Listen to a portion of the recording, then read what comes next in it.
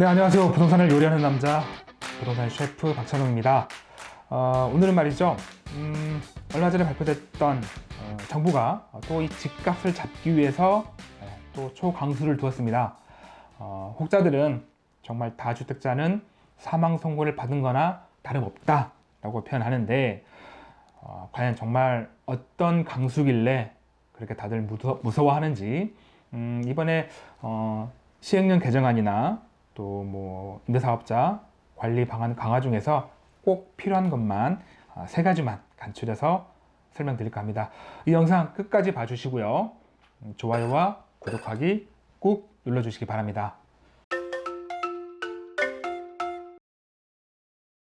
네, 크게 세 가지 중에서 첫 번째입니다. 1월 7일 날 발표됐던 소득세법 시행령 개정안에 들어있는 내용인데요. 다주택자가 주택을 다 처분하고 나서 주택 하나만 남았을 때 비과세 받기 위한 거주 요건 기준이 좀 강화가 됐습니다.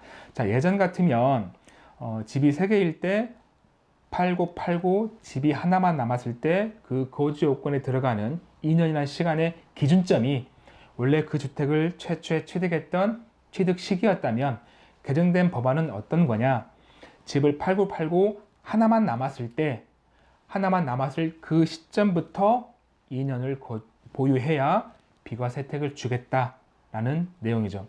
역시 다주택자는 이렇게 되면 역시 비과세 받기 위해서 또 그때부터 2년을 더 보유해야 되기 때문에 역시 혹자들이 말하는 사망 선고 비슷한 참 숨 막히는 법안이긴 합니다. 그리고 이제 두 번째입니다. 두 번째는 시행령 개정안에 들어있던 내용입니다. 이제 두 번째는 주택임대 사업자가 거주주택을 비과세 받는 부분도, 이 부분도 강화가 됐습니다. 예를 들어서 집이 3개가 있는데 하나는 주택임대 사업자 등록을 하지 않은 거주주택이고요. 나머지 2개는 주택임대 사업자 등록을 한 주택에다 가정을 했을 때, 이때 이 거주하는 거주주택, 여기에 실거주 2년 하면 비과세를 받을 수가 있었죠. 물론 임대주택이 그러한 받을 수 있는 요건을 갖추고 있다면. 그리고 그 상태에서 또 추가적으로 또 집을 사서 2년 거주하고 비과세 받고, 또 추가로 사서 2년 거주하고 비과세 받고, 이게 계속 비과세를 받을 수가 있었어요. 근데 이번에 개정이 될 때 자꾸 비과세를 받으면 안 될 것 같으니까 정부에서 그런 거죠. 평생에 딱 한 번 최초에 샀던 그 주택만 비과세가 된다. 그 이후에 산 주택은 실거주 2년을 하더라도 비과세를 받지 못한다라는 게 또 핵심입니다. 자, 그리고 마지막 세 번째는 1월 9일이었죠. 임대주택에 대해서 관리 방안이 좀 강화가 됐는데, 과태료 부분입니다. 근데 사실 이 과태료 같은 경우는 애초에는 1,000만 원이었고 작년 9.13에서 3,000만 원 늘렸는데 아직도 지금 국회 통과되진 않고 논의 중인데, 여기서 다시 5,000만 원으로 늘리겠다라는 건데, 사실 이거는 그냥 주어진 조건, 임대 의무 기간 지키면 됩니다. 지키면 낼 일 없잖아요. 안 지킬 때 문제니까 그냥 지키면 되는 거고. 자, 크게 세 가지 제가 말씀드렸는데, 총평을 해보자면, 먹고 살기 힘들다. 다주택자 진짜 망했다. 아니, 사실 집 가지고 있는 게 이게 죄인가요? 집을 가지고 돈 벌고 싶어 하는 게 죄는 아닙니다. 예. 물론 정부의 노력은 이해는 해요.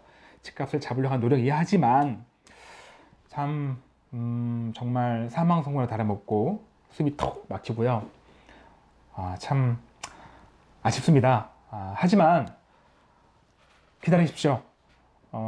어떻게든 버티셔야 돼요. 왜냐면 이 부동산은 짧게 보는 게 아니고 길게 보는 거잖아요. 이걸 지금 가지고 계신 집들을 단기간에 팔 것도 아니고, 새롭게 집을 산다면 1, 2년에 파는 게 아니고 5년, 8년 이상 가지고 갈 거니까 길게 보시는 건데, 그 사이에 또 정책은 어떻게 바뀔지 모릅니다. 자, 정책이라는 건 세 가지죠. 예.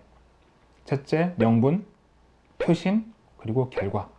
사실 지금 집값을 잡게 한 것도 어떤 결과를 보여주기 위해서 이렇게 강수를 두고 있는데, 이러한 강수로 인해서 조정기 국면을 맞고, 물론 폭락은 되지 않아요. 구조상. 물론 폭락이 왜 되지 않는지는 시간상 생략하겠지만 폭락되지 않습니다. 조정기 국면이 끝났을 때 정말 거래가 없어서 거래 절벽이 와서 누군가 선의의 피해자가 발생한다면 그때는 또 정책을 다시 풀어줘야겠죠. 예, 그런 시기가 반드시 옵니다. 현재 지금 다주택자가 집을 팔지 않고 가지고 있는 분들, 보유세를 부담하더라도 가지고 있는 분들은 그러한 사실을 알고 있고 믿고 있기 때문이에요. 과거에 그랬으니까. 과거에 노무현 정부 때 종부세 적용됐다가 다 풀렸잖아요. 언젠가 다시 풀릴 거니까 참고 기다리고 있는 겁니다. 여러분들도 집 여러 개 가지고 있는 거, 정말 좋은 집을 가지고 있다면 굳이 팔지 마시고 꼭 버티시고요. 주택임대 사업자 마찬가지입니다. 버티세요. 어쨌든 양도세 혜택을 주잖아요. 팔 때 혜택 봅니다. 그리고 특히 이제 임대 사업자 같은 경우에 정책이 완화가 됐을 때 또 어떤 게 있냐면, 우리가 법이라는 게 규제하는 법이 있고 완화하는 법이 있다면, 규제하는 법은 항상 절대 과거로 돌아가서 소급하지 않아요. 그때부터 적용합니다. 하지만 완화하는 법은 소급을 해요. 우리가 주택임대 사업자에서 한 예를 들어보면, 작년 7월 달에 세법 개정이 처음 발표가 됐을 때 장기보유 특별공제 8년 50%, 10년 70%짜리가 있었는데, 이때 8년 50%를 삭제하고 그냥 8년도 70% 가겠다 라고 했을 때, 그 적용 시점이 올해 2019년도 양도분부터예요.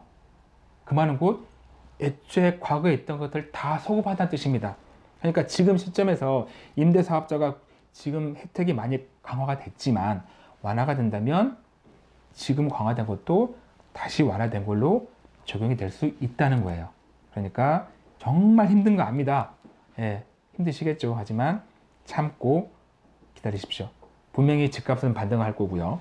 조정기 끝날 거고 폭락하지 않을 거고, 그리고 정책은 언젠간 다시 완화된 법이 발표가 될 겁니다. 네, 오늘 영상 여기까지고요. 저는 다음에도 좋은 영상으로 다시 돌아오겠습니다. 마무리하기 전에 오늘 내용 정말 좋았다면 구독하기와 좋아요 꼭 눌러주시고요. 저는 다음에 다시 돌아오겠습니다. 고맙습니다.